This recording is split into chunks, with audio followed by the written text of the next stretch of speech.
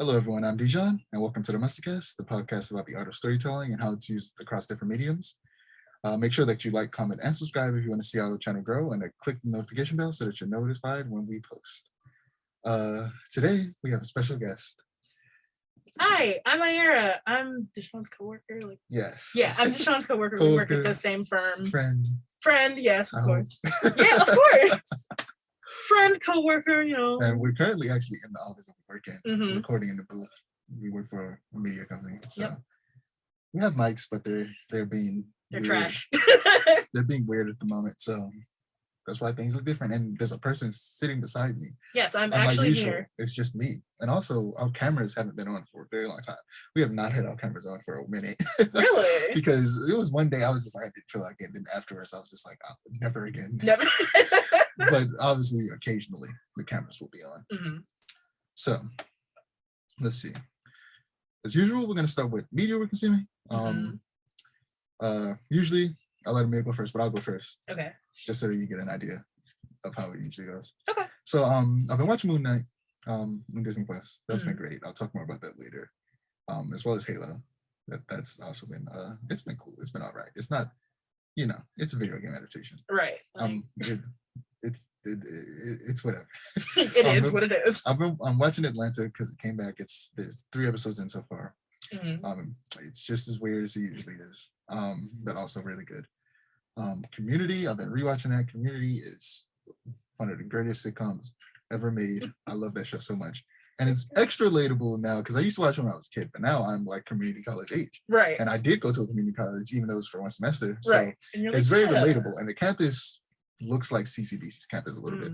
It looks like a community college campus. So it's much more relatable. Attack on Titan final season, part 2 of 3.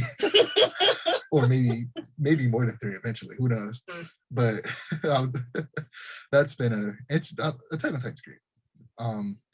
But I'll actually will talk about that later. I'll spend some time talking about the 3 parts of Attack on Titan. Gravity Falls. It's a great show. I never finished it the first time I watched it. So I know I'm going through it and watching all of it. I'm watching it with a YouTube channel, a reaction YouTube channel. I'll subscribe to their Patreon. So I watch like the entire episode with them. Oh, dope. Is that true? No, I watched the episode by myself. Then I watched their reaction to it. Gotcha. So, okay. Yeah, it's been. There are other shows where, like Moon Knight, I watched it this morning, but later tonight I'm gonna watch the entire episode again, but with them. So that'll be great. Because it just gives me an excuse to watch every show I watch twice. Like Arcane, I watched it twice on my own, but then I watched it a 3rd time with them. Gotcha. So, yeah. I've been rewatching Batman and Brave and the Bold. One of the many Batman cartoons I grew up with. It's even better than I remember it, and I remember it being good. It is amazing. I remember when they were first like advertising it to come out. They were like, "Oh, Batman the Brave and the Bold, this new thing." And I was like, "Batman looks so different." It's very much. I mean, it didn't look different to me because I'm used to him.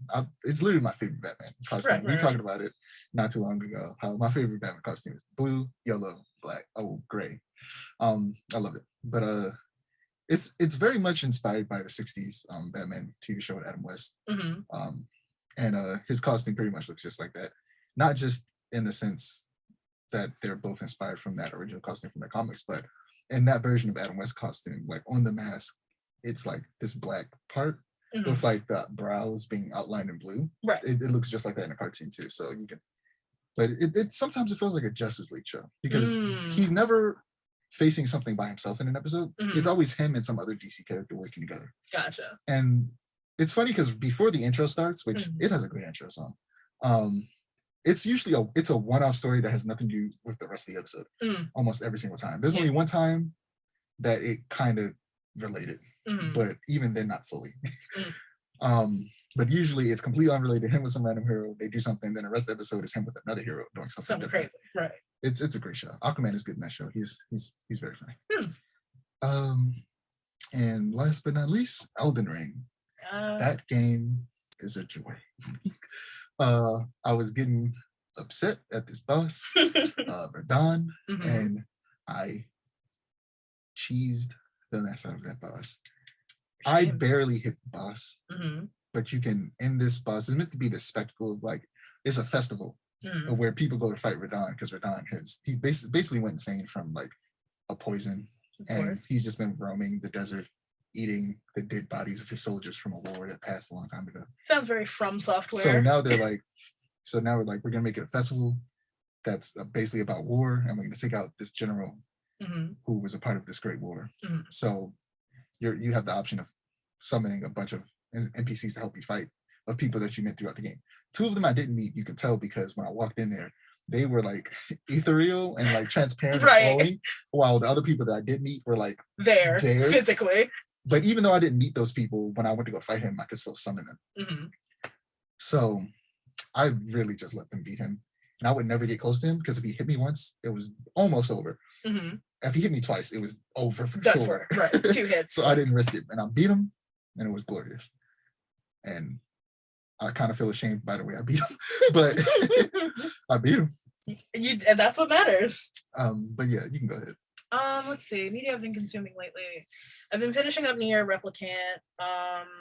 Trying to get ending C, I think. Yeah, you have to get like every weapon in the game just to get ending C, and that's not even like counting upgrading them, and that's like a general Yoko Taro thing, and it's tedious because you have to do a whole bunch of side quests, and there's like so many.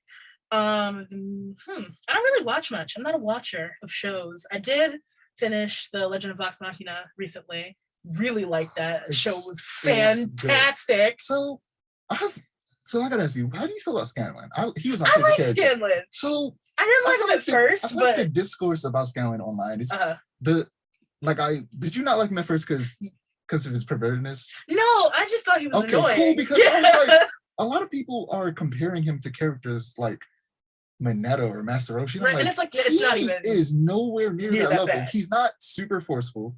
He's not constantly being perverted. Right. It's much more. It's not even subdued. It's just that anime does it so bad and so obnoxiously that we're used to. He seems tame by comparison, when in reality he should be what a character like this should almost always be. Right. And then like it's a thing of like he's not being like, what's the word before? He's not like a sex offender. Right. like most other characters. Yeah. And it's like, especially because I'm a player of D&D, not often, but I do play D&D, and most of the characters that I play are bards. So it's like, that's just a bard thing. That's just how they are, at least in my experiences playing D&D. Like that's the whole reason why you level up your, I don't remember what the thing is called. If it'll come to me later probably, but that's why you level up that trait in a bard, so you can do crazy shit like that, you know? Yeah. But yeah, he's very much easily my favorite character. And randomly, I'll just be chilling, and I'll randomly go, Scan, and I was like, why did I just say that? Right. It's just fun to say. Yeah. Let me think. What else? Been playing a lot of Lobotomy Corporation, managing SCPs and stuff. It's very hard. It's like, for a management game, you would think it's like, oh, it's easy, like Diner Dash, but it's not. I am stuck on day 26. We've been stuck on day 26 for a long time. My employees keep dying. I need help. God. Yeah. The Lobotomy Corp is one of those games where it's like you come into it with expectations because the art style is very cutesy, very soft, and then your employee gets gored to death by a monster, and you're like, this is not the game I was expecting that is interesting to be playing. But then again, it's called Lobotomy Corporation, so you're like, gotta find that balance. I didn't make that connection until you said it. Yeah, like when you hear it for the first time, you're like, oh yeah, Lobotomy Corp. But then when you see the crazy shit that goes on, you're like, oh, Lobotomy Corp. Right. I meant to warn you at the beginning. You treat it like a PG-13 rating. You get some shits, you get some ass, you get one fuck. I can do that. That's reasonable. I think other than that, I've been playing a lot of the Binding of Isaac. And what's that? It's a roguelite game where you are the child of a religious zealot, and like that's not even an exaggeration. It gets bad. And your mom's trying to kill you, so you go into a trapdoor. Is she the religious zealot? Yes. Okay. Yes, she is. She's crazy. But you go into like a trapdoor hidden under your rug into your basement that's full of like horrible, horrible monsters, and like there's so much lore to it, but then also you get items like spoiled milk and they increase your health, or like a cat of 9 tails and that increases your damage. And it's just like, it's the perfect balance of like, what am I looking at? And this is really fun, but it's also, again, very difficult. I like very difficult like roguelike games, and That's been frustrating. What's the combat or the gameplay like? It plays like Zelda, believe it or not. Good. Yeah, it plays I think like every roguelike should play like Zelda. The only exception to that is Hades. Hades plays really well. Yeah, Hades is like it's similar to Zelda. Right. Like it's it's it's isometric. Right. And it's action. Right. That's the closest. Like as long as it's close to Zelda, it's cool. See, I used to not really like isometric games until I played.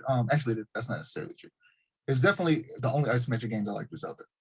Otherwise, I didn't care for them. Right. And then I played one of the first indie games I really, really got into, which is Death's Door. If you haven't played Death's Door, you would like Death's Door. It's essentially a combination of Zelda and Dark Souls in a lot of ways. But instead of bonfires, you have doors. You go and you get the door. The door takes you back to like the hub area where you can upgrade and stuff. Right. And unlock other doors that take you to different parts of whatever map you're trying to go to. Right. And it was really fun. I enjoyed playing it a lot. Fun. I played it to completion. The music is amazing. Oh, love good soundtrack. The music's so good, and at that store, it was that, and then that partly is probably the reason I got into Hades.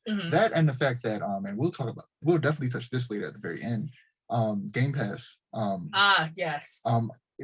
When I saw Hades, I was like, the characters look great, the character designs look great, the art is great, their music is great, but it just didn't like in terms of the gameplay didn't look like it was for me at all. Right.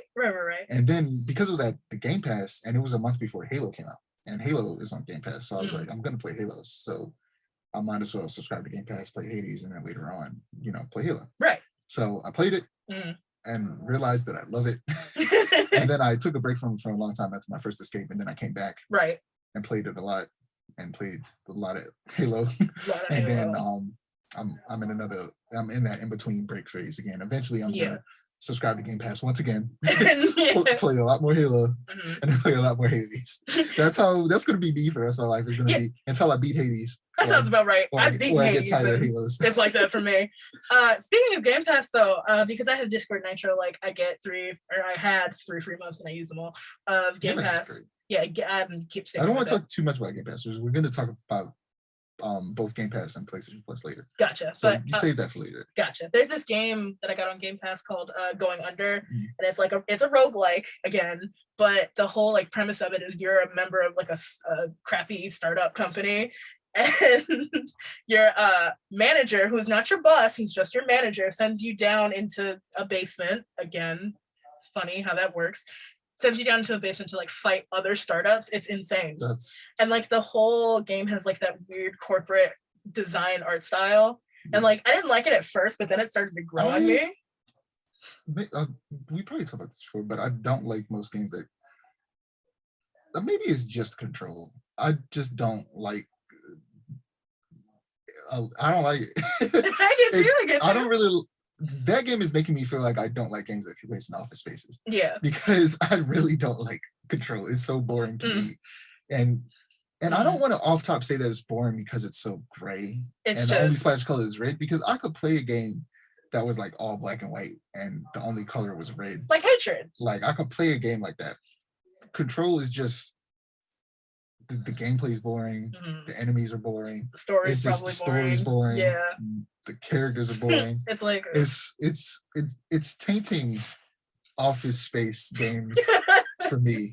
Luckily, Going Under is very colorful, which surprised me because it's a roguelike, and I'm used to roguelikes being like drab and gray, Isaac, Hades, etc. Yeah, I said only when I played Hades, so I'm used to them being very bright colors. Yeah, like it's like if you took Hades and cranked it up like 3 million, that's how bright and colorful it is. And like when I got into the game, I was like, this is weird. I'm not used to this whole bright color thing, but yeah, that's what I've been consuming lately. I've been typesetting a lot of fan comics, which is fun. I have to translate them. I don't speak a lick of Japanese, so I use like Deep L. So those people who don't get enough attention or respect, the people that do the text and comments. Yeah, it's hard. It's really hard. I always make sure I read the credits when I'm reading a comic book, and I make sure I read every single one of the people involved, including the person that does the text. Right, because like going into it, I was like, oh, this is easy. You're just putting text on the page, and then I was like crying, screaming, throwing up, trying to put the text on the page. I want to learn the name of the font that every single American comic book uses. Same. I tried looking for it And I'm like, find it. is that why Comic Sans called Comic Sans? I'm like, what is this? It is though.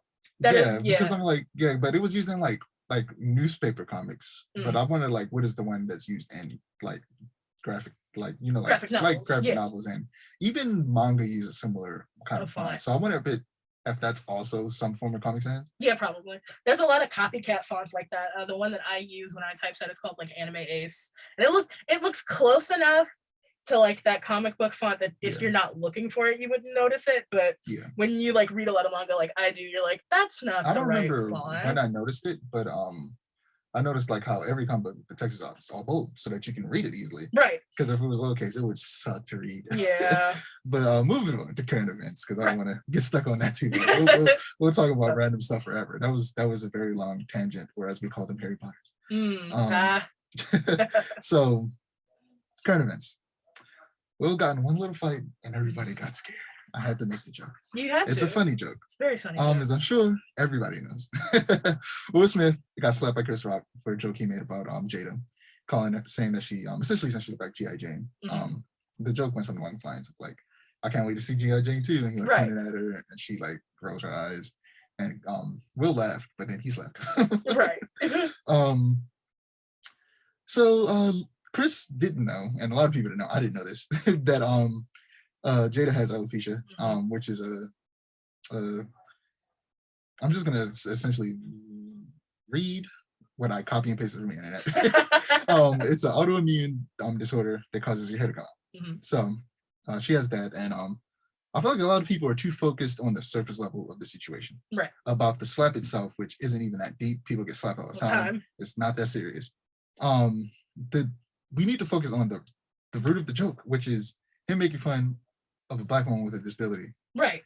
Which is why Will went up there and slapped him. A disability that she's told everybody that she publicly has said that she's struggling with. Right, and self-conscious about. If you're gonna make fun of, and it's weird because hair loss is also known as a result of chemotherapy. Right. So if somebody is losing hair, a lot of people are probably going to assume that they have cancer. Right. And you probably won't want to make fun of that person. Yeah, you wouldn't make that joke about a cancer survivor. Like, it's crazy how that didn't even cross his mind.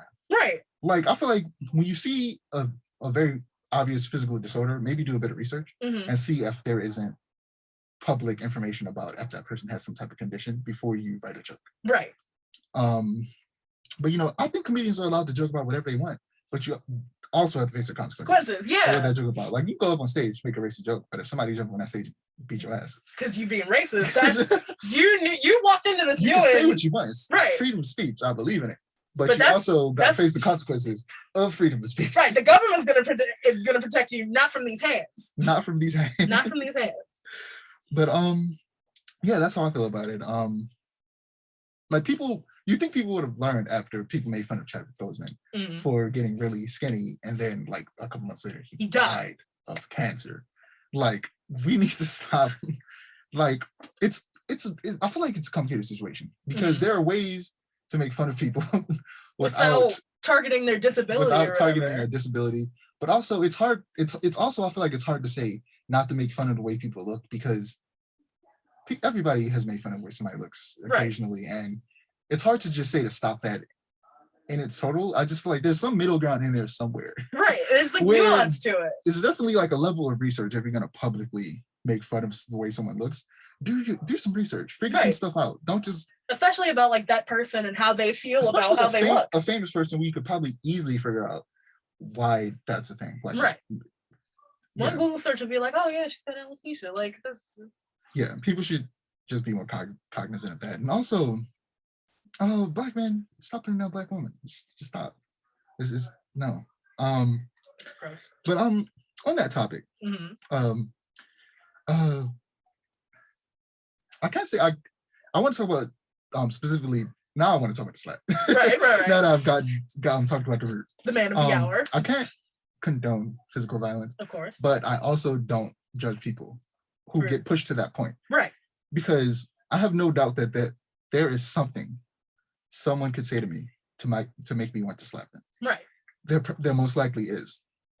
In that situation, he could have handled it a bunch of different ways, sure, but this was like stacked up. People making fun of him and his wife. Right. It's like for months. Will, it's like partially a thing of like Jada being self-conscious, but then I also feel like there's that element. It's like I'm sick of people talking shit about my family, you know? Yeah. Like, and we also need to recognize that he is a human being. Him being a celebrity doesn't like attain godhood. He doesn't like ascend. Like he doesn't become above our human emotions. He's a person. Like, he's still a person. And I think he can make a mistake. He can get angry. He could react without thinking very hard. Like, right. And then Twitter doesn't have to like come down and flog him publicly. Like it's a lot of things, like a lot of projects he's a part of have started being getting canceled or like held because of this. And it's like, wait, hold up. Are y'all really about to try? Because at first I was like, he's going to be perfectly fine. And then people quickly proved that is wrong. He's not going to be perfectly incorrect fine. Because of this very innocent, not that deep thing, he could potentially lose. His career can potentially be ruined. Right. It's like y'all won't do this to sex offenders. Y'all won't do this to like that won awards that day. Right. It's like y'all get on a black man for and like that's just a whole nother problem I have with like the internet and this whole black man for protecting his black woman. Right. But y'all like protect black women, but then when black women are being protected, it's like, oh, we shouldn't go about it in that way. And it's like, so what do you want from me? I also keep hearing people essentially say, look at black people being black, specifically black people. Right. And it's just like, it doesn't matter what the white people think. Right. Like, why are y'all dying so hard for white people's approval? It doesn't matter. Like, respectability politics can only go so far. Right. They're going to think what they want to think. They're going to think what they want to think. Racism is going to be racism no matter what we do. Right. And what we did was not something that Will Smith did, not we. That was a individual person, not the entire black community. And that's a big thing. He doesn't represent every single black person that have ever existed. Right. He's one person. He's an individual black man. But him slapping a person isn't something white people haven't done and wouldn't do on live television or in general ever. Exactly. But I always, for the last like 3-4 episodes, always end up talking about that Dave Chappelle episode that we did because I think about it a lot and I've rewatched it a lot and I've analyzed it a lot. And while I don't necessarily disagree with what I was saying, I don't like the way I said it in a lot of ways. And some of my opinions have changed. And I'm gonna say it again. I've said it in every single video. But like I feel like I reacted too quickly and didn't stop and listen to the people that were directly being affected by those jokes. And I feel the same way about this slap. Jada Pinkett Smith was the person that the joke was about. And the people whose opinions you should be listening to are Black women with disabilities. Right. Because those are the women being affected by this joke. Those were like, that's the type of person who was made fun of. Right. And it's like those are the people you should listen to. You should always listen to the opinions of the people who are being affected negatively by the joke. And it's like a thing of like everyone's like, oh, so everyone's so quick to jump to the like satire excuse, but satire is not satire if you're making fun of the little guy, you know? Yeah. I don't fully agree with that. But I think you can still have satire making fun of little people. Of course, it's just it's how you go about it. Exactly, it's how you go about it. But moving on to animation. This is what we talk about, Attack on Titan. So on Attack on Titan, final season, part 3 has been announced. I haven't watched it yet, the last episode of part 2. But yeah, I love Attack on Titan. It's one of my very favorite anime of all time. It's top 10 for sure. And this last season has been going slow because they need time to animate. And the reason they need so much time to animate and finish the season is because the original studio, I believe it was WIT, that worked on the first 3 seasons, they left the production because the people higher up than them essentially wanted them to do it in an extremely short amount of time that they could not do it. But MAPPA, who takes on way too many projects, they are insane. decided that we could take on like one more. We're only working on 20. We can work on 30. They're doing this, I think Chainsaw Man, Jujutsu Kaisen, Dorohedoro, which is 3D animated too. So when is season 2 coming out? Because I love that, and I read the whole manga. I started watching it. It's really good. It's so good. It's one of the best 3D animated. It's up there with Beastars for me. Yeah. But yeah, they're doing a lot right now. They actually just picked up another WIT studio project that WIT dropped. Which one? Vinland Saga. They're also doing Vinland Saga now, which WIT, when they weren't doing Attack on Titan, they were doing Vinland Saga. And so, now, so like, at least them taking these breaks means that they are like pacing themselves and actually making time to not only finish it and let their give their employees, they're probably still crunching and making them work harder. That's and just quicker than they should. Japanese work culture in general. Unfortunately. Yeah. It's like work culture across the world, really. Yeah. But it's definitely especially worse in Asian countries. But also quality for us. Right. Like it'll look good for us because the first part people didn't like. The CGI never bothered me. I never thought it looked bad personally, but a lot of people felt like the CGI Titans didn't look great. They definitely nobody argued the fact that they looked 1,000 times better than any CGI Titan from the first 3 seasons. Oh yeah, which the only CGI Titans were the Colossal and another really big Titan that I want to spoil. But those are the only 2 like CG Titans. Otherwise, everything else was fully 2D and it was beautiful. Right. Those first 3 seasons are beautiful. The second part, though, you can tell that this was them when they have enough time to make something proper. Much like Jujutsu Kaisen, animation in that is great. Oh yeah, fantastic. Jujutsu Kaisen is a beautiful show. And like MAPPA can do good work when they have time. Right. And part 2 has shown that. So this last part is probably going to be amazing because part 2 was beautiful. And the CGI Titans look even better than I thought they looked in the first part, which I thought they looked good. But yeah, I hope they, are treating their people right. Right. But continuing with animation, Kaiju number 8 is getting an anime by Toho Animation.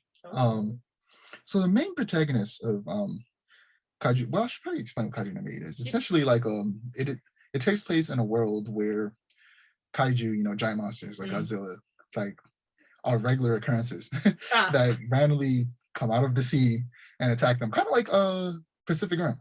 Gotcha. Except that they have a much better defense system against them. Like every country has like a group of soldiers that are specifically trained to take down kaiju using mostly these really powerful guns and some people with like blades. Like there are different types of kaiju. There are smaller ones that are like human size. Right. And then there are super gigantic ones. Of course. And it's interesting. The main character, the main protagonist is a 32-year-old man. Which is interesting. Which is insane. Usually they get like teenage boys to do it. I should point out this is a shonen. Shonen literally means boy. Right. And this is a rarity in shonen. And we need more stories where the main protagonist is like 18 years old or older, like an adult. I am tired of seeing these little 16-year-olds having to fight God. Yes. I'm tired of it. They do have to fight God. Tired every single time. At the end of Naruto, at the end of Bleach, probably at the end of One Piece. Right. The One Piece is probably going to beat God. It's going to be like Dark Souls, where you have to kill the boss, defeat the boss, and then you get his weapons.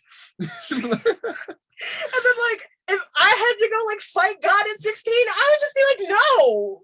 I wouldn't even made it out the door. Right. They're like, oh, you have this grand, amazing destiny. I'm like, that's all right. You can give that to someone else. If I was Naruto, I would have destroyed the village. Yeah. I would not be able to go through what Naruto did and turn out a happy young man. Relatively okay. Debatable. Yeah.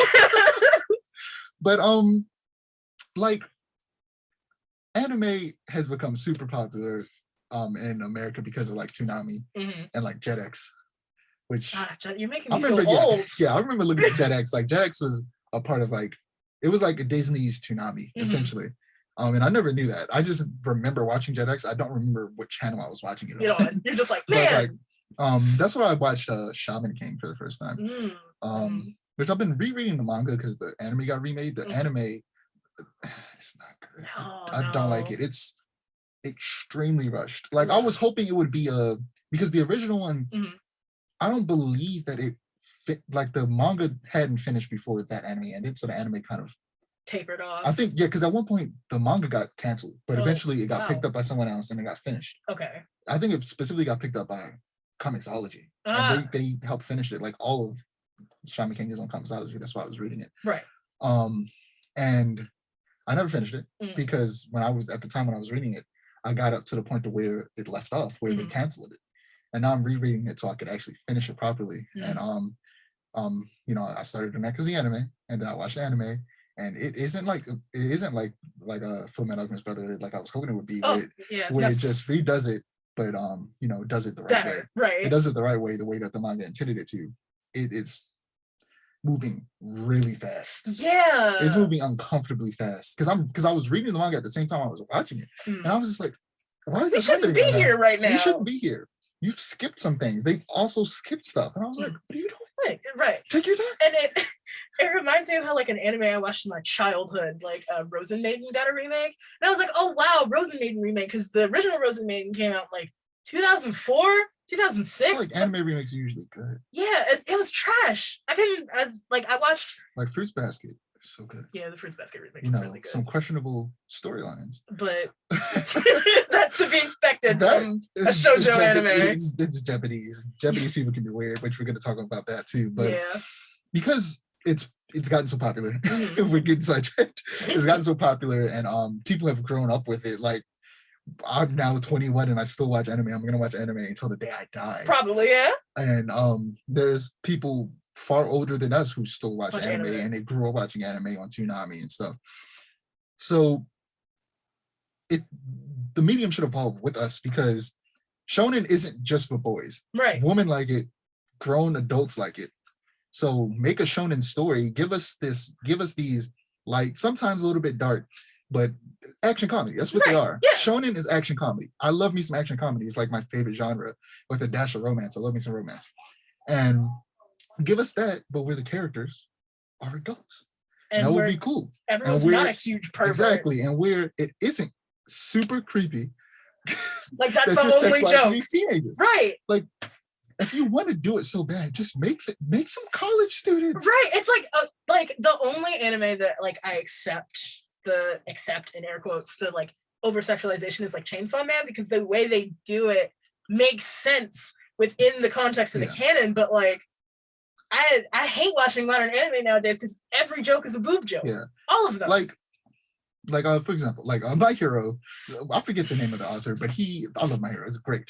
Right. But he draws every single woman, like specifically the teenagers with the same body type. Like the older woman, their body types are more diverse. Like you get Mirko, who's buff as hell. Right. And you get like the former, like the person who had All For One before All Might. She was super buff. Like I feel like he's more diverse with the body types with the adults, but with the women, they're all the same. They're all the same, and they're all super sexualized. Yeah, it's real weird. Like it's very strange. It's like, aren't they supposed to be like 15-year-olds? Like there's a way to make your character look sexy without being creepy. Right.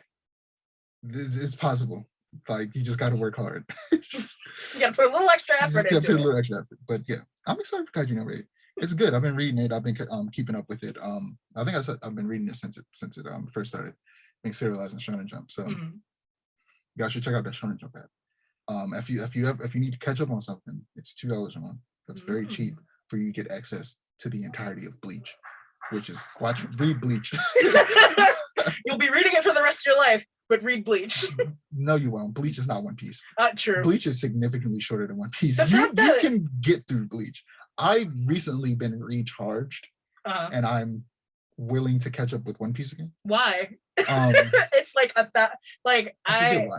Oh, because the same reaction YouTubers, Blind Ways I was talking about, they started watching One Piece. Okay, that's on April 1st. As April Fool's joke, they watched the first. They like on their Patreon, they have like the next 3. They go 4 episodes ahead, so they post one every week.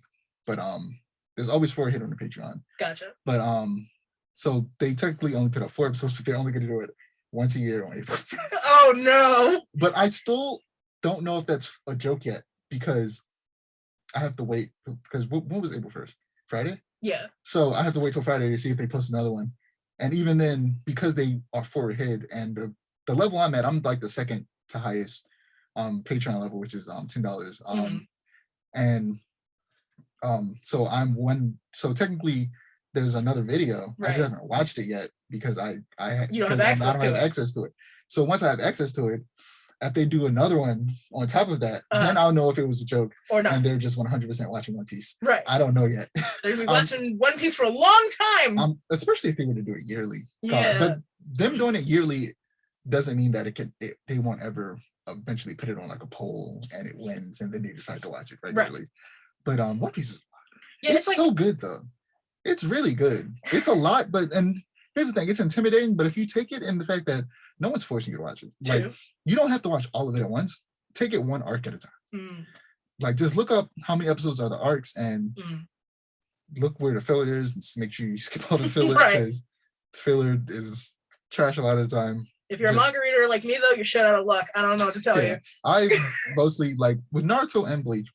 At one point, I just stopped watching anime and just read the manga, not because of filler, but just because that's just how it happened. Right. And but yeah, I don't even know how we got there. But anyway, moving on to comics, where we're once again going to talk about manga forever. And the reason is, I never talk about manga in the comic section. Legit, this is gonna be my first time talking about all the manga I've been reading in the comic section. I usually only talk about the Western comics that I read. Right. And I'm going to start with one because it's the only one I've read within the last week. Because I haven't been reading. I read a lot of comics, so of course. I got a little tired of them, so I've been taking a break. I did read some this morning, but Icon and Rocket. I read number 6, the final issue of season 1. It'll be coming back this summer with another 6 issues. Overall, Icon and Rocket was okay. But it was nothing special. All it did was really make me want to go back and read the original run of Icon and Rocket, or at the time I think it was just called Icon in the 90s. Right. Because it's essentially supposed to be Milestone's comeback. Milestone was a company created in the 90s by a group of Black men, published by DC that was meant to essentially make more diverse comics. Right. Icon and Rocket were some of the characters. Hardware was one of the characters, and last but not least, and most famously, Static, also known as Static Shock, even though that's not his name. It's Static. I can't say they never call him Static Shock in the show because I haven't watched it in a long time, but I know for a fact that even in the show, his name is just Static. It was never Static Shock. They got to make it cool for the teenagers. I don't know why they did that because all it did was cause confusion. They should have just called it Static. He's also named after a James Brown song that is really good called Static. But yeah, Icon and Rocket was cool. I'm gonna go back and read the old Icon and Rocket, Hardware, and Static comics. Hardware has easily been the best of the 3 though. Static is also okay. I can't even say it's better than Icon and Rocket. They're both in the okay category. They're all right. Maybe I implore you to check it out, even if it's just to support Black creators. Right. You might like it. The characters are definitely really cool. But you might read it, you might go, this is okay. But I hear the older ones are better, so I'll go back and read those. Actually, Dwayne McDuffie, who passed away years ago, he's one of the founders of Milestone Comics. He's also responsible for the greatness of Ben 10 Alien Force and Justice League Unlimited. Oh yes. He wrote on a lot of DC cartoons and on Ben 10, and he's the reason those shows are so good. He says that you should check out Icon and Rocket first. He says that is the one that you should. If there's only one that people could check out, that's the one. Gotcha. So, yeah, in terms of comics I'm reading, Kaiju number 8. It's definitely been interesting so far. I'm not going to spoil anything. Okay. So it's definitely interesting so far. It's definitely holding my attention, but also I feel like it's falling into the power scaling trope way too quickly. Oh boy. It's having its characters become really strong really fast, and I'm just like, how much higher can you go from here? Right. Like this isn't like a almost straight up comedy like One Punch Man. It's not like a satire in that sense. So I don't know what they're gonna do with making these characters so strong so fast. It's like if Dragon Ball started off with Dragon Ball Z. Oh boy. And they're not that strong. Yeah. They're not that strong. Just by comparison. Right. Like it's like if it was like Dragon Ball starting off with the beginning of Dragon Ball Z. It's like the same exponential growth. Yeah. Gotcha. Like they get way too strong, way too fast. One Punch Man, coincidentally. it felt like for a long time it was stuck in the same spot forever. That's the thing It with felt like so uncomfortable. I was like, where's the story going? It feels like we've been in the same battle forever. I can only imagine what it was like. No, I was about to say I can only imagine it was like reading Dragon Ball Z, because Dragon Ball Z is known to have really long fights that last forever. But that's in the anime. I've read the Dragon Ball Z manga. it goes It's much quicker fast, than manga. yeah. And that goes for every anime, including Naruto. Naruto is definitely one of those anime that takes its time. With Yeah. the third Hokage was holding Orochimaru's arms for like 3 episodes straight. And there's also 3 episodes of flashbacks before Naruto and Sasuke actually finally fight under the waterfall. We hate to see It is ridiculous. Yeah. But and like the reason this has happened is because One Punch Man is bi-weekly, and even then, not strictly bi-weekly. Right. Sometimes it's bi-weekly, and then the writer and author is like, well, we probably need some more time, so we're gonna take another week. Yeah. Or 2. And because of that, I feel like that's affecting my enjoyment of this arc. Mm-hmm. The art is amazing. Yusuke Murata. I call him, I always compare him to Alex Ross and say he's like the Alex Ross of manga. Alex Ross is a comic book artist who draws like super kind of realistic and detailed. He uses like real life models for like a lot of his character designs. It's he's a really cool artist. And I feel like Yusuke Murata to me is like the manga version of that. His art is so good. Yeah. Second to like Boichi, who does Dr. Stone. Which Dr. Stone, it ended not too long ago, a couple weeks ago.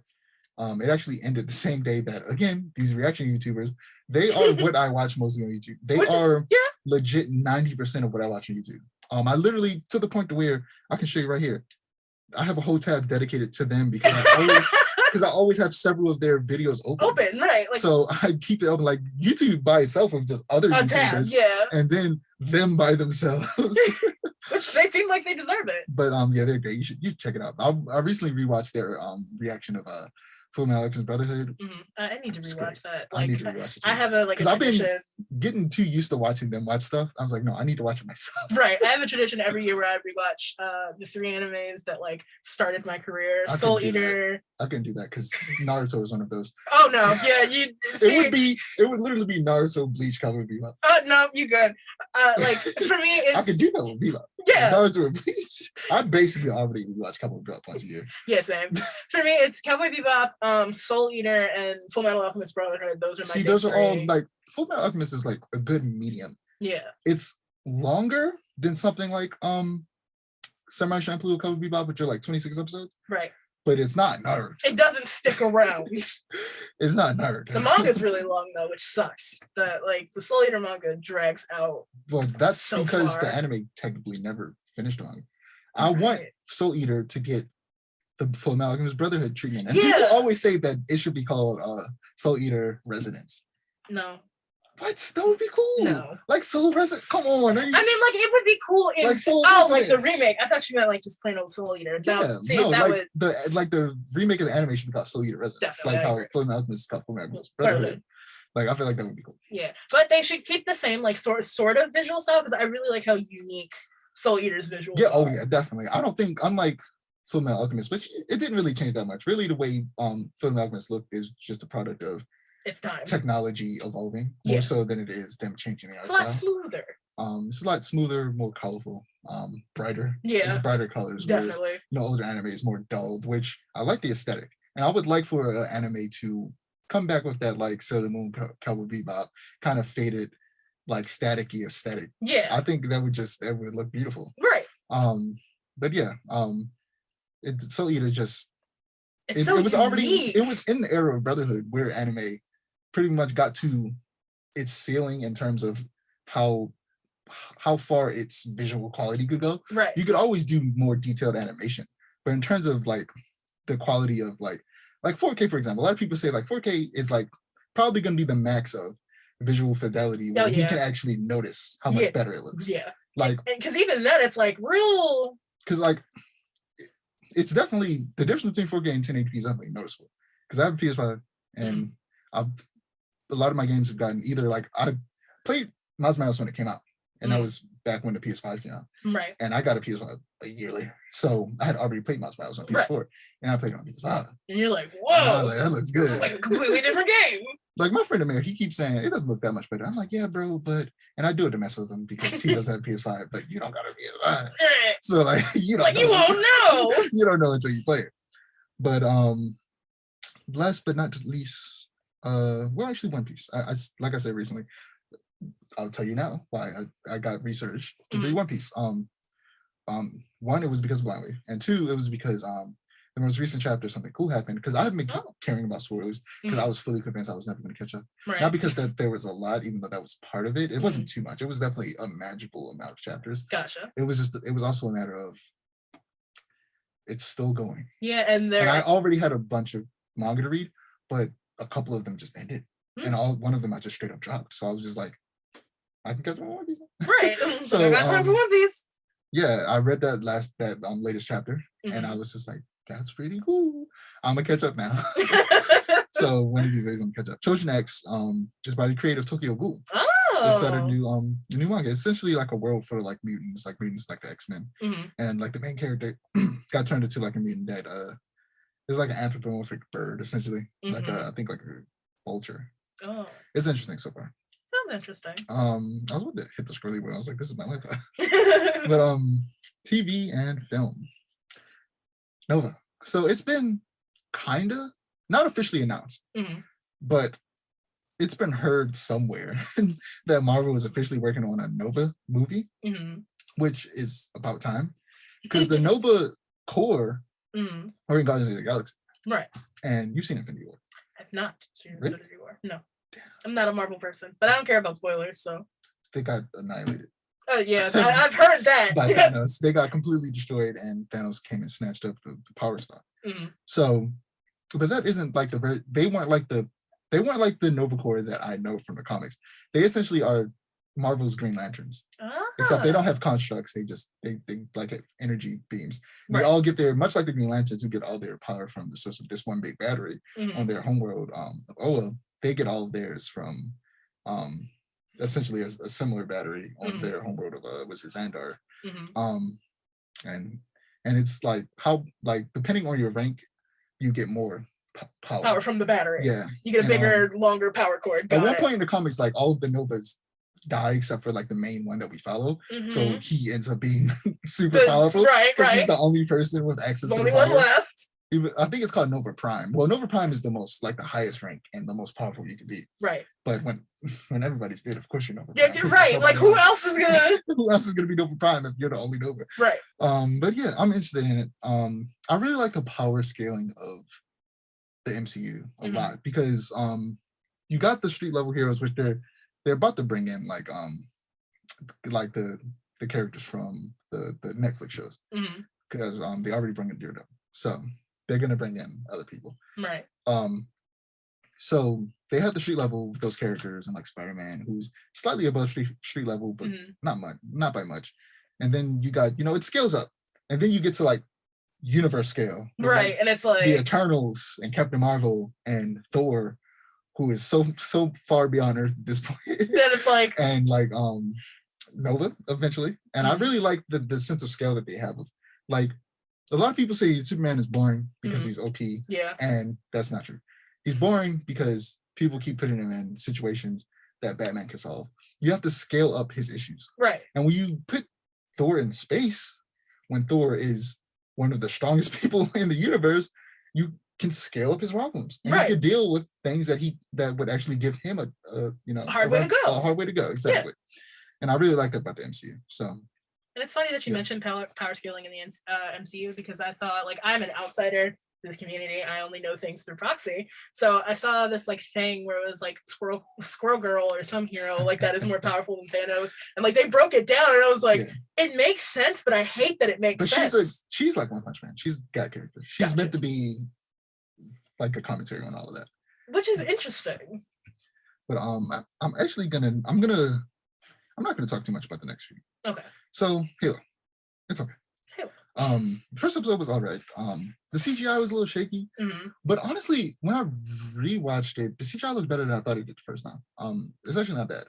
It's decent for like a TV show. So like, you know, this isn't Marvel. They aren't getting the level of money more really than they would for a movie to make a TV show like the Marvel shows do. Right. So for the budget that they had, it's pretty good. They keep showing Master Chief's face. And you literally never see his face in the games. Gross. And like what they did to Doom Guy.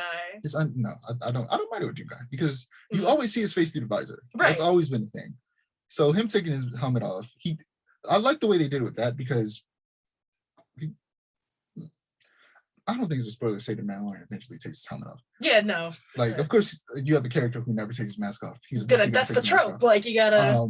But like, I was hoping they would go that route with Master Chief, where you see his face at important moments where it makes like it's an emotional scene. That's when he shows his face. Not he basically has his helmet off for half of the episode. Right. So when he puts it on, it feels hollow because you're like, man, I just saw you. Because now you're like, okay, now he looks like Master Chief because that armor looks amazing. But yeah, that's all. It's like you're removing the iconography of what makes Halo Halo. Not only that, but that would also giving them an excuse to just have the original voice actor. Yeah. Because for Cortana, they're having the original voice actors, like who plays Cortana. But yeah, it's decent so far. It's not bad by any means. It's but it's also not particularly good. But 2 episodes in, I'm hoping to get better. I'm paying for a whole new subscription service for it. Right, so it better be good. And eventually I'm gonna end up paying for that thing full time because it's Paramount. So anything that Avatar Studio makes is going to be on there, and I love Avatar, The Last Airbender. So Moon Knight has been really good so far. That's good. Last episode has been controversial because they did some different things with the characters, but this is a case of where I see how a lot of outsiders feel when people complain about comic book stuff, because I don't know a lot about Moon Knight. A lot of the problems people are having, I don't see them as problems. And I'm like, that was cool. like, what's the problem? Like, it doesn't appeal to his character in comic number 538 or like some. And the weird thing about Moon Knight is, from what I understand from Amir, who my usual co-host who does read Moon Knight comics, is that literally every writer that writes Moon Knight writes him so different that to say that he has a consistent character, and it's not even a bad thing, because people say that every single one of them are amazing, despite how different they are, or really because of how different they are. So this version of Moon Knight being different isn't even that deep. Right. It's like it adds some umami. Moon Knight isn't a super consistent character. But yeah. Moving on to video games. See. The good stuff. So Hyperlight Breaker was announced, a sequel to Hyperlight. Oh my god, for real? An isometric game that never interested me because it's isometric. And it's pixelated, which I don't hate pixelated, by the way. I'm gonna put that out there because I like Zelda. But like the older isometric ones. But the thing about it is it's overdone. It's not overdone. It's very colorful, and I don't know, the way the art style it makes my eyes hurt. Yeah, I get that. And if I played that for a prolonged amount of time, it would probably hurt my eyes. So yeah, and then like as a person who's played Hyperlight Drifter, there's a lot of flashing in the game, and that gets painful real quickly. But it's Hyperlight Drifter, for people who don't know, it's like a 60-bit RPG that is described by the creators as a combination of Zelda, Link to the Past, plus Diablo. Which is why I like it so much. Which when I look at gameplay, I go, yep, that checks out. But the visual style of pixelated games, makes me uncomfortable. But everything else about that game, I should mention, Hyperlight Breaker is going to be 3D. Why? I'm not complaining, because I'm probably going to love this game. Because it's going to be a hack and slash. Yeah.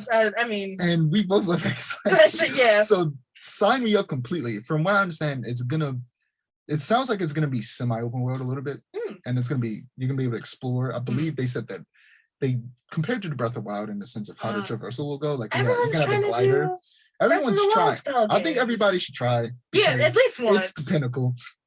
That's fair. So far, only FromSoft has succeeded with Elden Ring, but everybody should give it the old college try. Yeah, they should give it the old college try, and hopefully you succeed, because I think Breath of the Wild.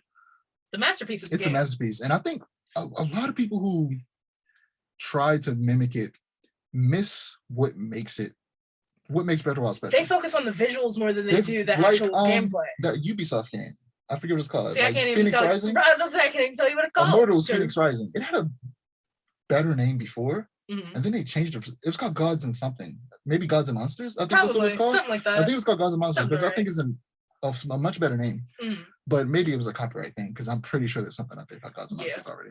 But Motor Phoenix Rising, it has a similar art style. You can glide.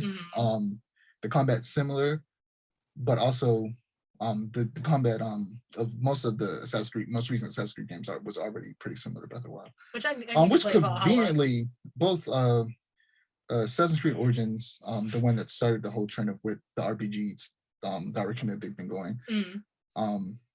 What's the game? Horizon Zero Dawn and Breath of the Wild all came out the same year in 2017. It's like we the shared brain cell. Yeah. And Breath of the Wild did what they were all trying to do better than either of those did it. Horizon Zero Dawn is another one of those games that I find it's very colorful, but I find it boring. Like visual style alone doesn't make a game. Yeah. Like that's why I don't want to say that Control is I don't like it and I think it's boring because of the way it looks. It's because of the way it plays. And then that feeds into how it looks because it's like it's a drag to play through and it's a drag to look at. That's exactly what it is.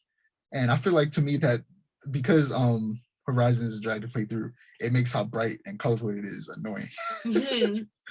But I've talked about how much I don't like that game. Amir doesn't like it either.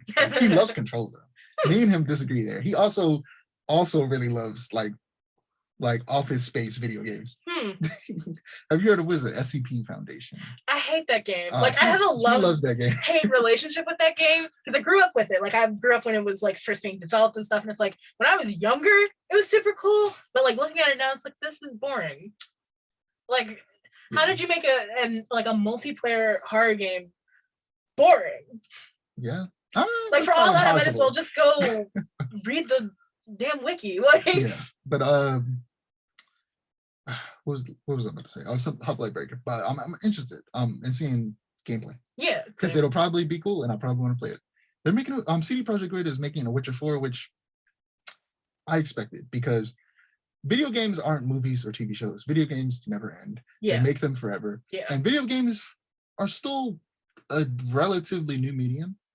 They're what, maybe 50, 60 years old or something like that? About, 60 sounds about and right. And because they're so new, the fact that there's been so many sequels isn't, like there hasn't necessarily been so many sequels to a single video game property that it's necessarily insane. Like, yeah, there's been a lot of Marios and Zeldas, but it doesn't feel... They're all different enough to feel justified in doing that. Yeah, and video games are going to keep making sequels for the end of time. GTA is never going to end. Oh, yeah. If we ever get past GTA 5, which we will. Like, that conversation is weird to me because Red Dead Redemption, the first one, came out like 2009. Red Dead Redemption 2 came out 2017. It was 18. Yeah, it came out 18 because it came out the same year as God of War, Spider-Man. That was a packed year for good games. And it was the year after Breath of the Wild. Yeah, amazing couple of years for games. Everyone saw what Nintendo was doing. It was like 2019 was pretty good too because that was when Devil May Cry 5 and Resident Evil 2 came out. That was when Capcom made their comeback. Right. So man, games are great.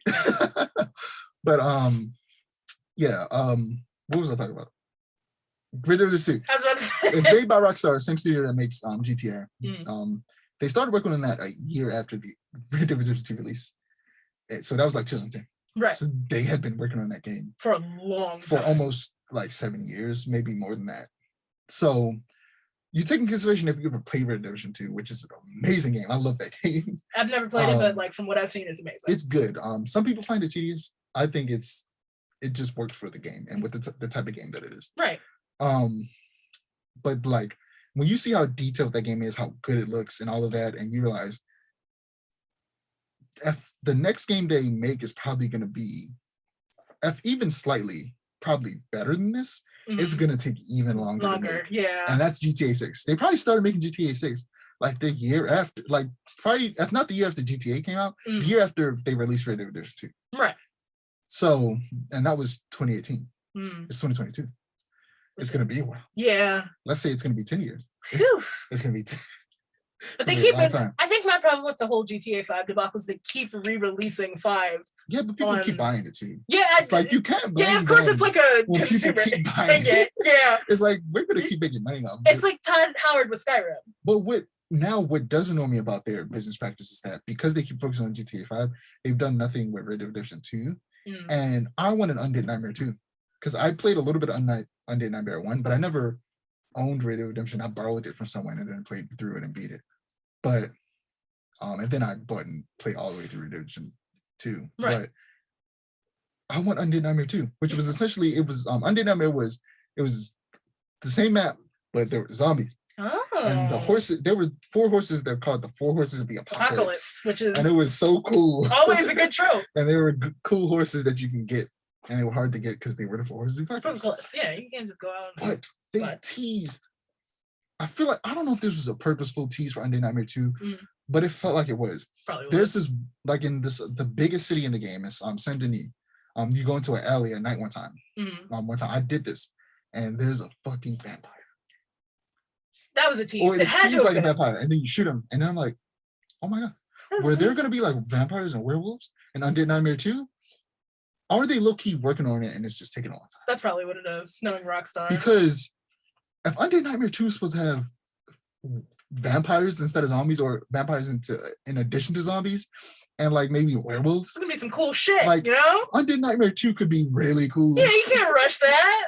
Oh man, I hope. Or else you'll get a game like Vampire the Masquerade, which sucks. I've watched some people play the like free for all version. What are those type of games called? I'm not sure, but I know what you're talking about. I forget. Like I was supposed to say correctly. It's not correctly. Why am I forgetting the name of these games? Because I don't play them, and my brain is going, I don't know what they're Fortnite. Right. Yeah, Battle Arena game. Battle Royale. That's what it's called. Yeah. I watched people play that. It looked pretty fun, and people liked it. But yeah, it's like the actual game itself is like so boring. It looks like it should be great. And every time I see it, it looks like it looks cool, but then I dig deeper and it's not cool. It's like junk food. It looks great.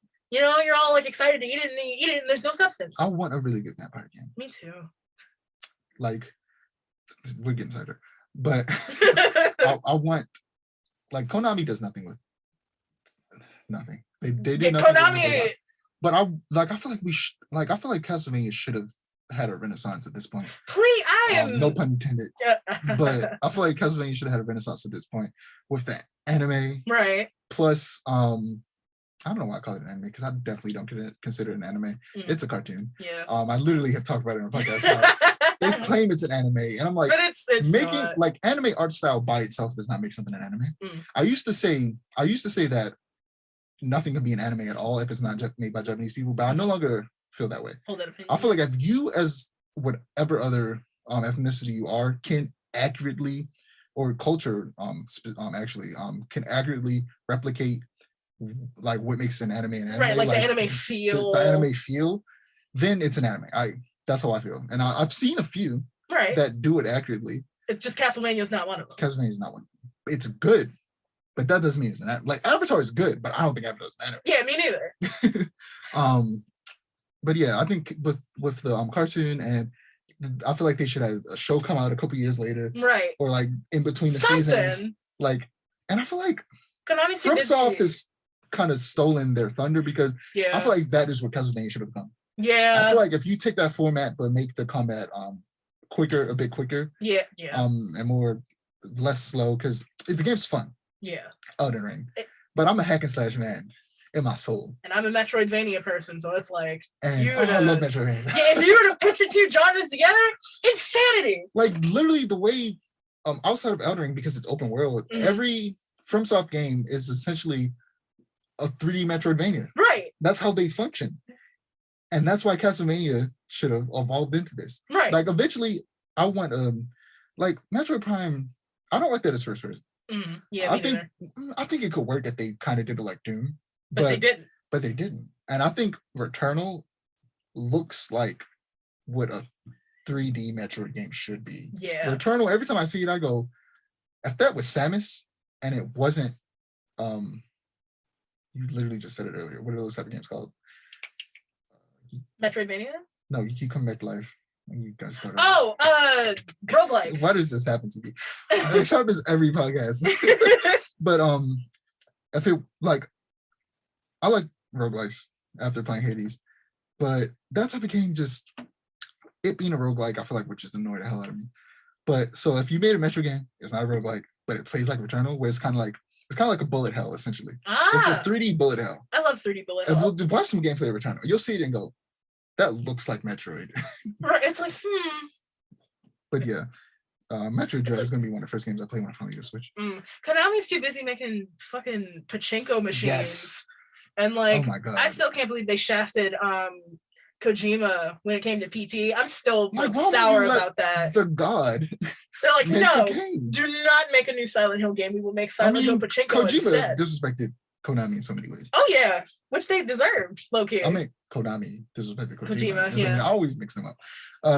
But there's this game called Lies of P. That looks really cool. You know what? I'm gonna show you the trailer. Oh, trailer. Because I'm gonna pause this. Yeah, Lies of P. Man, I don't know how. I think I came across it on Twitter, and now I looked it up on YouTube, and I was like, "Oh my god, this looks amazing! It's fantastic." It's a Souls-like with a even bigger horror tone than I feel like most from soft games have, which is hard to do. They have a horror. They definitely have some horror tones. They're not outright horror, but they definitely have like gothic horror like Bloodborne elements. Like Bloodborne specifically is 100% gothic horror. Yeah. But like there's this really scary part of Elden Ring. Are you gonna talk about the spider cave? It's worse than Spider. Oh no, worse than the spider cave? There are giant hands. Nope, that's all right. Like it's like a hand, right? But there's no body, there's no wrist, it's gone. It's like the and look, it's like this, right? But there are like 3 extra fingers. Oh. And it chases you. Sounds great. You have to fight it. There are big ones that are like 5 times the size of you. And then there are tiny ones who are like probably like a third of your size. It's horrifying. And once I got through that part, I said, there's never gonna be a reason I have to go through that. Yeah, it's like we're never doing that again. Because I got to the save point. I was just like, I'm never coming back here. Why would I do that? It was creepy. And I died. And when I died, I was so mad because I gotta go through all that again. Oh, and it's like I love games that like use disembodied hands as enemies because like what comes to mind is like it worked well in Zelda. Was what I was thinking of. Okay. What is this? I forget the name of what I'm thinking about. Little Nightmares. Ah, yes. It was dope in Little Nightmares, but those were regular hands. These were not regular hands. Yeah, it's like it bothered me. It was very uncomfortable. I remember as a youngin' when I was playing Ocarina of Time for the first time. I can't remember what the Zelda enemy is called off the top of it. Wall Masters. I was going through like that's what these things were. They were up on the wall. Oh yeah, no, that's all right. And then they would jump down, and sometimes I wouldn't notice them, and then I would look up and go, "That's horrifying." That is, and you know when you walk past it, it's gonna jump on you. It was horrifying. Yeah, like the Wall Masters in Zelda, I was going through like the Forest Temple or whatever, and it grabbed me and brought me back to the start of the dungeon. I was like at a loss for words. I had no idea what just happened to me. There's certain games that there's certain games that I'm sad that I missed out because I could have and should have played them. Because the first console me and my siblings had was a Nintendo 64. Yeah. And we had GoldenEye, and we had Bomberman. We didn't have Mario, and we didn't have either of the Zelda games that were. Wow! Like, imagine how much more enhanced my life as a gamer would have been if I played those games. I would probably love Zelda even more than I already. Oh yeah, absolutely. I've literally only played A Link to the Past. But that's the best one, though. I think Link's Awakening is better. You're right, though. You should say it. See, look, if Amir was here, we would be arguing. Because me and him argue. It's an ongoing joke about how I say A Link to the Past A Link's Awakening is A Link to the Past, but better. And I'm not even talking I'm not even talking about the remake. I'm just talking about the Game Boy Color version. Game Boy, yeah. Not even the original, because the original is black and white. Give me it in color. And it's like, let alone the remake. Right. Link's which Awakening is just as good, if not better. Link's Awakening was the first Zelda I ever played and beat. And then I played A Link to the Past, and I was like, I love them both, but Link's Awakening has this remake. Link to the Past definitely needs a Link's Awakening style remake. Though. Yeah, and not like how they did it with what is that game called? It's so many games need remakes. They did like a soft remake with A Link Between Worlds, which I really liked. I liked The Link Between Worlds, but it wasn't Link to the Past. But yeah, Lies of P looks cool. The story of Lies of P, it takes place in, I don't even know how to pronounce this, La Belle Epic. I don't know. It's a glorious period of technological invention and rich culture. But unlike the actual 19th century Paris, Krat is illustrated as dark, dreadful place. It's actually inspired by Pinocchio. Really? And the character you play as is essentially Pinocchio, and he's looking for Geppetto. Huh. It's very interesting. But yeah, Krat has seen rapid growth thanks to the inventions of puppets. Basically machine dolls that are meant to replace human labor. But eventually, naturally, they take over because that's how these stories work. Yeah. In terms of gameplay, it seems like a Souls game, but apparently each weapon in the game can be split into like two pieces. It's the blade and the hilt, and that affects how the weapon. I love systems like that. That's how the affects how the game works. But Pinocchio also, his left arm is also like Nero's Devilbringer in Devil May Cry 5, where they call it his slave arm, which I wonder what that means. Yeah. Which like I said, it functions like Nero's Devilbringer, where it's like each different robotic arm has a different function. So like and they can't be like switched between on the fly. You have to go pick up a new one like Nero does with his Devilbringer. Or like the little, I forgot what they're called in BioShock, but you know what I'm talking about, right? Yeah. I have notes about Starfield, but I didn't write anything, so I wanted to talk about that another time. Starfield sounds cool. It's made by the developers that made Skyrim, and it's basically, it sounds like an evolution of everything in the Skyrim is, but in space, and that sounds really cool. Yeah, that does sound really cool. And I'm starting to kind of like some RPGs. If this game could be another one of those RPGs I like. Like, there are a rare few. Elden Ring is one of them, because Elden Ring's 100% an action RPG. But the way that it's like Breath of the Wild, which Breath of the Wild is kind of RPG. It's kind of RPG-ish, like, but it's not super RPG-ish. But I feel like same way about Elden Ring. It's definitely an RPG, but it doesn't lean so heavily on it that I don't like it. Right, there's just enough RPG that makes it bearable. That's exactly what it is. I'm big on RPG, so I'm like, man, I'm all over that, you know? Like, recently announced was a new Tomb Raider game. They're making a fourth one.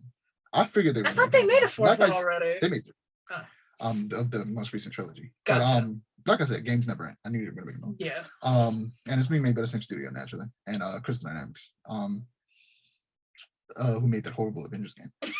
But I don't want to hold that against them. They make good Tomb Raider games. I really liked the first one, but the second two just didn't really interest me. Yeah, they're kind of dry. But and it's because they were incorporating RPG elements, and I didn't like it. Yeah, it's like not every. The first game had them, but they took a backseat. They didn't interrupt my enjoyment of the game very much.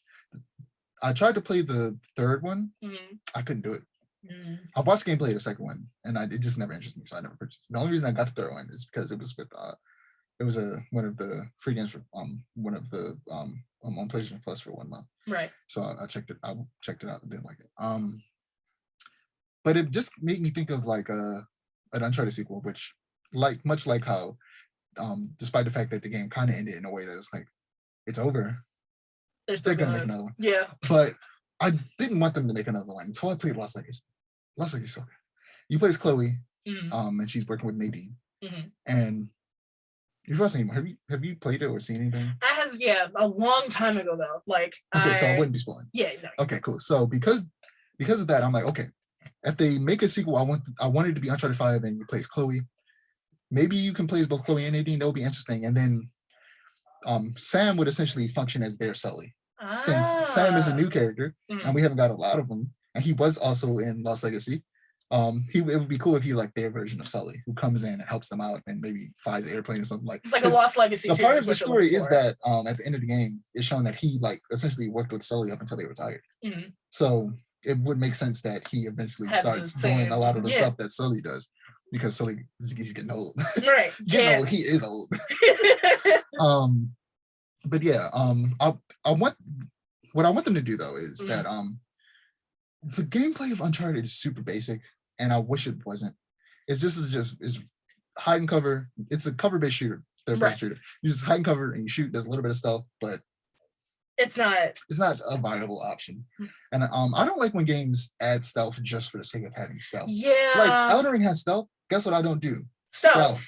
And sometimes if I sneak around enemies, it's not to take them out. It's because I don't want to. I don't feel like fighting them. It's because I don't want to fight them. I like having that option, but don't give me the option of being stealthy if it sucks. Like another reason why I don't like Horizon. The stealth is just unnecessary. Yeah. It shouldn't be there because it's not a viable option, and it's weird. But with Uncharted, it's again, it's not great. But in The Last of Us Part 2, made by the same studio, it's up there with like Metal Gear for me in terms of how that game plays its stealth mechanics.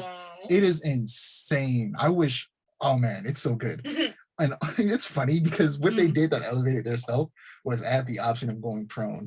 Sometimes that's all it takes. That's all it took to make it phenomenal. And the AI is ridiculous. So I can only imagine what the AI would be like in Uncharted 5.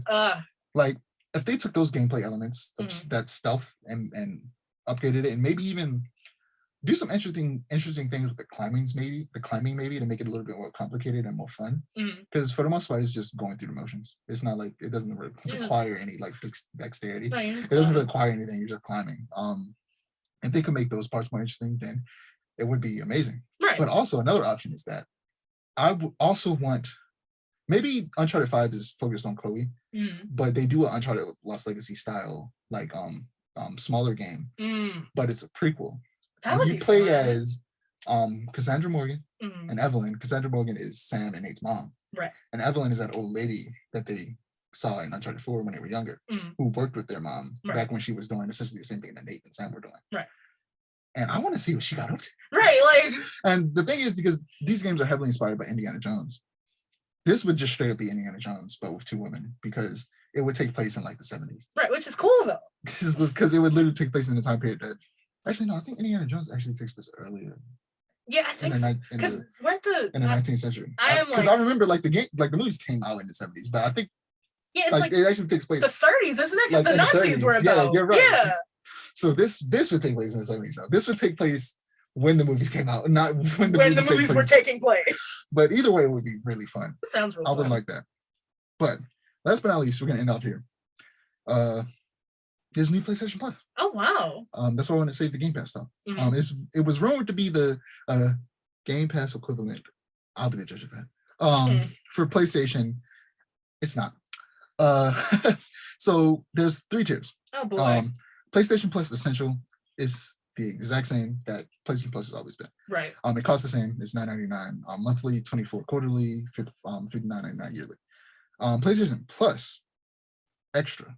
I don't know why I said just PlayStation Plus. PlayStation Plus Extra. It gives you access to 400 PS4 and PS5 games that can be downloaded. So, excuse me, this feels like I'm about to burp, but I can't tell. But this is like Game Pass. Game Pass gives you for people who are like not understanding what I'm saying, because I feel like I'm not explaining it well. Essentially, naturally, when you buy a game console, it doesn't automatically that's not true. It doesn't. PlayStation 5 and PS4 automatically have that like Astro Bot game on it. But other than that, it has no other games. It don't come with games. But if you subscribe to this subscription service, you get access to hundreds of games. At the second tier, you get access to 400 PS4 and PS5 games. Cool, that's great. It's always good when you could subscribe to a subscription service. And get access to tons of games. That's why I love Game Pass. It's cheaper than going out and buying games. Exactly. Like you would have to do with like Steam. Like if you went and bought all 400 of those games, it would run you a lot. Like $400. More than that. Times 60. Yeah. Give or take, because not all of them would be $60. But PlayStation Plus Premium gives you all of that same stuff, but you get PS1, PS2, and PS3 games as well as PSP games. Oh. Which is cool. See, I hate that it's the most expensive option. I wish it was in the middle. How much is it? It is $17 monthly. That sucks. $50 quarterly, and $120 yearly. That's a lot, but like at the same time, PS3, right? PS3, PSP games, right? And it's like, man, Persona 4, right? Persona 3, which I prefer over Persona 4, but that's Persona a whole other. But Persona 4 Golden's on Steam though. So what is it? What's that game called that was only on PSP? It's a Final Fantasy game. Final Fantasy. I know what you're talking about. It was the prequel to Final Fantasy 7. I can't remember what it's called. It's not 6, that's game, for sure. Actually, you know what? It's right here in my way. It's open. Crisis Core. That game. But the reason I don't think it's an equivalent is because you still have to stream the games. And to stream the games mean like if you're watching Netflix, you're streaming a show. But only as long as you have a connection to internet, unless you download it. You can't download these games. So it's like Nintendo's Switch, the like Switch Premium or whatever. It's a similar thing. So like if you don't have great internet, you're gonna have a hard time playing these games. It's gonna be super stuttery. It's gonna crash a lot probably, and that's not great. But there are rumors that PlayStation is working on an actual PS3 emulator, something that people have been wanting for a long time. That way you can purchase And PS3 games. You can download PS3 games. I won't say purchase, download PS3 games. But that's another thing people want. They want to be able to, you can't do this right now, purchase PS3 games individually and download them. You can't do that right now. Yeah. I would love to do that, but you can't do that right now. I wish you could, because there are a lot of good games on PS3. There were a lot of good games. And like at least like I've been wanting to play Ninja Gaiden 2 for so long. And the way I played it for the first time in a long time, and that game is so really good. It's a great hack and slash. You should check it out. It was on Xbox.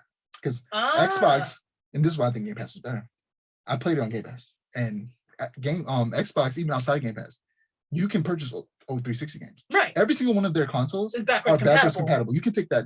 If I had Ninja Gaiden 2 on 360, I could take that disc and put it into my Xbox One. And it would work. It would work. You can't do that with PlayStation. You damn sure can't do it with Nintendo consoles. You used to. I know. It's so sad. But there's no disc anymore, so you just can't do it at all. Yeah. I'm pretty sure if it had a disc drive, you would have been able to. But yeah. they no longer have a disc drive. The fact that the Wii can play GameCube games. I look forgot that Nintendo ever used disc because I had a Wii, but I didn't really play it that much. Mm-hmm. But I had a 64. Those use cartridges, right? And then the newer console used cartridges, but much smaller. It used the cards. Yeah, it's like why is there that like disc gap? There's a disc gap. I guess they were trying to compete with like PlayStation because. But yeah, that makes more sense because it's smaller. Right, and then it's also easier to lose. That's why the case is so big though. Yeah. Otherwise, it would be gone. That's why I download all my games digitally. I'm very. I do too, but that's because it's too much work to go and buy it or to order it. It'll take too long to and then here. Like you gotta put it in the cons. Yeah, there's a lot. And then now that you mentioned it, PS1 games, there's this PS1 game that got released on the PS3 and only the PS3. Like they re-released it on the store. It's called Vib Ribbon. It's a rhythm game, and I've like wanted to play it for like literal years. Haven't been able to. So now I have an excuse to get a PS4, I guess. Well, gotta wrap things up. Actually, before we wrap things up, Game Pass. Let's talk Game Pass. Game Pass is great. Game Pass is great. When people ask me, nobody asks me that. When I imagine hypothetically, when I imagine people asking me what console they should get, I love PlayStation. That's what all my favorite games are. Mm. So that's what I play primarily. But if you have a kid and you just want to get them, and you have decent internet, you don't have to have great internet. I don't have great internet. I have decent internet. It's good enough. Yeah. I have Xfinity. I pay like what? I pay like $50 for it. Yeah, it's super cheap and it works perfectly fine. And I get Game Pass. What you need internet for is to be able to download those games. Right. You get Game Pass, you download games, and you get access to hundreds of games. And something else that I forgot to mention that Game Pass has that makes it better than I think PlayStation Plus is that brand spanking new games come out. Granted, Microsoft can afford to do this because they're a much larger company. They own more money, a whole bunch of stuff. So it makes sense why Sony can't do this, but unfortunately, because they can't do it, it makes Game Pass better. Right. They can release games, new games, like straight to Game Pass. Halo, the day that it comes out, straight to Game Pass. And then Game Pass is what, $12 a month? Something like that. That's how much I'm paying for it. I think the base might be $9.99, and it still gives you a lot. Yeah. That's how much I pay whenever I use it, because the first time I used Gold, which is probably like $15. Yeah, I think that's probably like the most expensive version, I think. Or maybe I got the one that was a step before that. It was the first time I used Game Pass, and I had got like the 3-month free trial, which got me sold on Game Pass. Yeah. Like, naturally, try the free trial first. Like, if you already have an Xbox, but you've never used Game Pass for some reason. Or PC, because that's how I'm using Game PC. Pass. Oh, if you have a PC and you don't know, you can play Xbox games on your PC. Because I was going to give my Game Pass away when the Discord was like, here, have 3 free months of Game Pass. I was like, I don't have Xbox. Like, if you have a PC, you can play Xbox games. So trial Game Pass. Game Pass is great. You'll probably enjoy it a lot. Oh, man. Xbox, please sponsor me. I was about to say I'll throw my place in the trash, but that's a lie. That was a bold. After all the hell you went to get through it, no. But now we're gonna wrap this up. I'm Dijon. You can find my app below me. I'm gonna put Aiara's ad on the screen. I'll get it from you later. Okay. And below that, you'll see the Mustcast ad. Don't forget to like, comment, and subscribe to our channel if you want to see more storytelling content, and to click the notification bell so that you're notified when we post. Peace.